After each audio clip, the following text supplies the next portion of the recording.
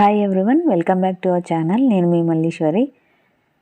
Friends, ఈరోజు వీడియోలో Apple బాదం మిల్క్ షేక్ ఇంట్లోనే చాలా టేస్టీగా ఎలా రెడీ చేసుకోవాలో చూద్దాము. దానికి కావాల్సిన పదార్థాలు చూద్దాం. ఈ జ్యూస్ కోసం ఒక యాపిల్ తీసుకోండి. పీల్ ఆఫ్ చేసి ఈ విధంగా చిన్న చిన్న పీసెస్గా కట్ చేసి పెట్టుకోండి. గోడంబి తీసుకొని ఒక 1 అవర్ నానబెట్టుకోండి. అలాగే బాదం పప్పు కూడా 1 అవర్ నానబెట్టుకుంటే సరిపోతుందండి. గోడంబి మీ దగ్గర ఉంటే వేసుకోండి, లేదంటే స్కిప్ చేయొచ్చు. నేనైతే టేస్ట్ బాగుంటుందని యాడ్ చేస్తున్నానండి. పాలు 1 కప్ తీసుకోండి. అలాగే షుగర్ 1 టేబుల్ స్పూన్. ఈ బాదము, ఈ పిస్తా, ఈ రెండింటిని క్రష్ చేసుకొని పక్కన పెట్టేసుకోండి.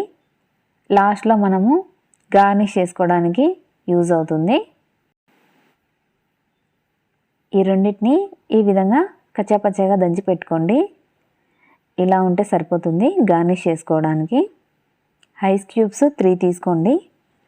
ఒకవేళ పిల్లలకి జ్యూస్ ఇవ్వాలి అనుకుంటే ఇంకా ఐస్ క్యూబ్ స్కిప్ చేయండి. ఎందుకంటే చల్లని పదార్థాలు ఏవైనా తిన్నా తాగినా కూడా డెంటల్ ప్రాబ్లమ్స్ ఎక్కువగా వస్తాయని చెప్పి డాక్టర్స్ చెప్తూ ఉంటారు కదా. అందుకనే ఎప్పుడో ఒకసారి యూజ్ చేయండి, పర్వాలేదు, కానీ రెగ్యులర్గా మాత్రం యూజ్ చేయకండి.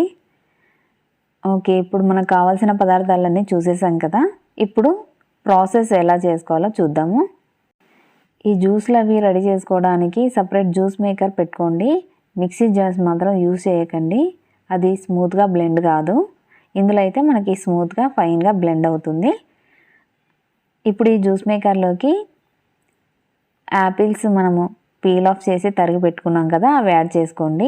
అలాగే 1 టేబుల్ స్పూను షుగరు, తర్వాత ఈ గోడంబి బాదము యాడ్ చేసుకోండి. ఈ బాదం వచ్చేసి పొట్టు తీసి వేసుకోండి.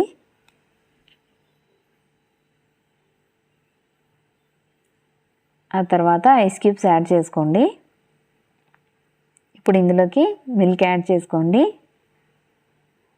1 కప్ చెప్పాను కదా, మొత్తం 1 కప్ వేసేసుకోండి, ఏం ప్రాబ్లం లేదు. ఈ పాలు మాత్రం కాచి చల్లార్చి వేసుకోవాలండి, అలాగే డైరెక్ట్ వేసుకోకూడదు. ఇప్పుడు ఇందులోకి ఇలాచీ పౌడర్ యాడ్ చేసుకోండి. మంచి ఫ్లేవర్ వస్తుంది జ్యూస్కి. లిడ్ క్లోజ్ చేసేసి బాగా స్మూత్గా ఫైన్గా బ్లెండ్ చేసేసుకుందాము. ఒక 2 మినిట్స్ బ్లెండ్ చేసుకుంటే సరిపోతుందండి.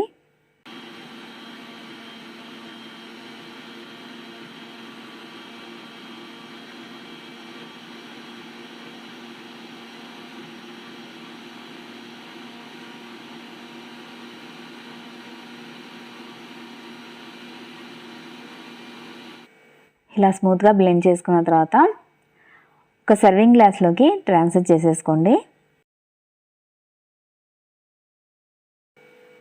ఆ తర్వాత గార్నిష్ చేసుకోండి బాదం పిస్తాతో. చూసారు కదా, చాలా సింపుల్ అండ్ టేస్టీ. ఎవరైనా ఈజీగా రెడీ చేసేసుకోవచ్చు. పిల్లలు కూడా ఇలాంటి జ్యూస్ రెడీ చేసి ఇచ్చారంటే ఇంకా చాలా హెల్తీగా ఉంటారండి. ఓకే, ఈ సింపుల్ అండ్ టేస్టీ జ్యూస్ని మీరు కూడా తప్పకుండా ట్రై చేయండి. టేస్ట్ ఎలా వచ్చిందో చూసి మీ అభిప్రాయాన్ని నాతో షేర్ చేసుకోండి. వీడియో నచ్చితే కనుక లైక్ చేసి, షేర్ చేసి, కమెంట్ చేయండి. అలాగే మరిన్ని సింపుల్ అండ్ టేస్టీ రెసిపీస్ కోసం మన ఛానల్ని మాత్రం మర్చిపోకుండా సబ్స్క్రైబ్ చేసుకోండి. Thank you for watching.